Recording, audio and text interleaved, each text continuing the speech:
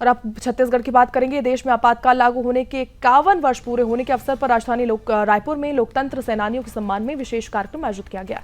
Pandit Deendayal Upadhyay auditorium में आयोजित इस समारोह में छत्तीसगढ़ के मुख्यमंत्री विष्णुदेव साय, विधानसभा अध्यक्ष डॉक्टर रमन सिंह और राष्ट्रीय स्वयंसेवक संघ के वरिष्ठ प्रचारक इंद्रेश कुमार सहित कई जनप्रतिनिधि और लोकतंत्र सेनानी मौजूद नजर आए। कार्यक्रम में आपातकाल के दौरान लोकतंत्र की रक्षा के लिए सघन करने व संघर्ष करने वाले जो लोग हैं उन्हें सम्मानित किया गया और साथ ही उनके योगदान को याद किया गया।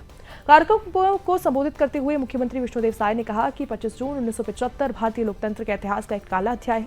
मुख्यमंत्री ने यह भी कहा कि तत्कालीन प्रधानमंत्री इंदिरा गांधी ने सत्ता बचाने के लिए देश में आपातकाल लागू किया, जिसके दौरान हजारों राजनीतिक कार्यकर्ता और विपक्षी नेताओं को जेल भेज दिया गया। साथ ही अभिव्यक्ति की स्वतंत्रता सहित कई लोकतांत्रिक अधिकारों पर प्रतिबंध लगाए गए। उन्होंने यह भी कहा कि इसी कारण 25 जून को काला दिवस के रूप में मनाया जाता है।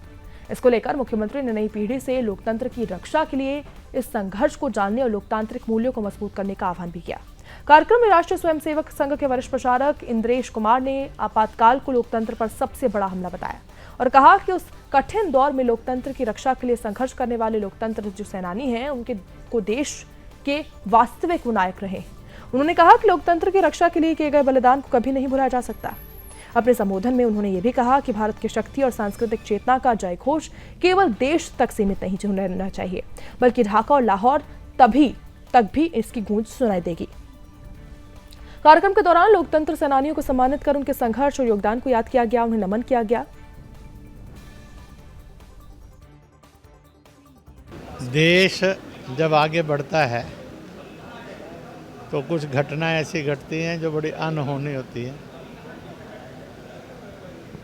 जिन्होंने लोकतंत्र के लिए लड़ा आज़ादी के रूप में,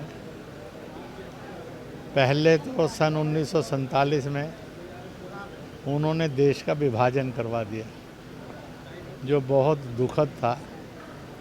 करोड़ों लोग उजड़े थे, लाखों मरे थे। उसके बाद उनके पास सत्ता आई, लोकतंत्र उन्होंने स्वीकार किया, पर जैसे ही सत्ता ने उनको हटाया, जनता ने उनको कहा कि आप योग्य नहीं हैं। वही इंदिरा गांधी ने लोकतंत्र की, संविधान की हत्या करते हुए तानाशाही के रूप में सत्ता को फिर से अपने कब्जे में कर लिया। लोकतंत्र सेनानी संघ के द्वारा प्रदेश भर के जितने लोकतंत्र सेनानी हैं उनको सम्मान करने का और आपातकाल को लेकर निबंध प्रतियोगिता का आयोजन संघ के द्वारा किया गया था, जिसमें स्कूल और कॉलेज के विद्यार्थी शामिल हुए थे और जिसमें जो विजेता हुए उनको भी पुरस्कृत करने का यहाँ पर समारोह का आयोजन किया गया था, जिसमें हम सब लोग आमंत्रित थे। और इसके लिए संघ को बहुत बहुत धन्यवाद देते हैं।